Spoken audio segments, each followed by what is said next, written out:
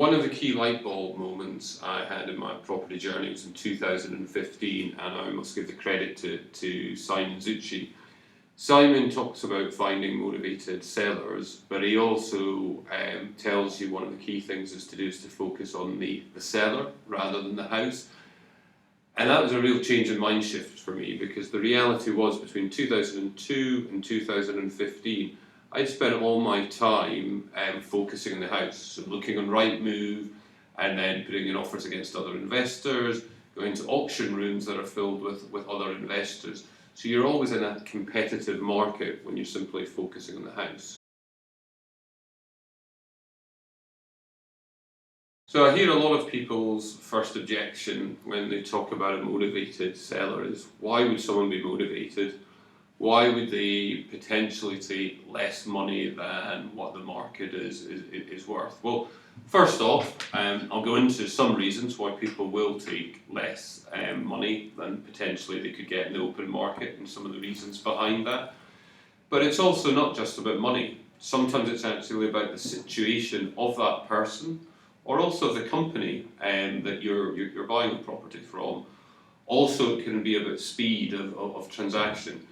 The key thing is to remember is that what you want to be doing when you're acquiring a property is looking for someone who's motivated to sell it. Okay, so if we look at some of the reasons why someone might be motivated, the obvious one is money. If someone has got behind their mortgage payments and they're very close to getting repossessed, or they're in significant debt, getting an offer with certainty will obviously make that they'll be motivated from it.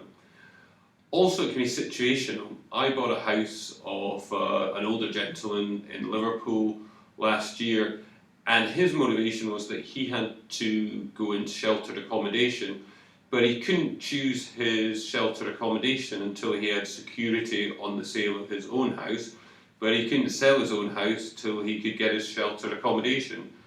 So after speaking with him, I kind of said to him, well, would it help for you if I would exchange in your house? But you can have up to 12 months before you need to move out of that house, and it can be longer if required. So you've got the legal exchange, but you've got time then to find appropriate accommodation to suit your need. That was his challenge, that was his problem, and that's what motivated him. That wasn't how most people bought houses, but by agreeing an exchange with delayed completion, it helped his situation, and he was also then prepared to sell it at a reasonable price. Third, you may have speed. I think about 1 in 3 transactions actually fall out of bed now, unfortunately. That puts a lot of stress on people who are in the chain. I've got a number of people I've worked with, and one of the strategies they simply do is they focus on agents, and they talk to agents about what deals have fallen out of bed, particularly on a Friday, and then they see if those houses will fit their strategy, because the likelihood is, whilst one part of the chain's broken, that person that didn't want it to break is now stuck in a situation.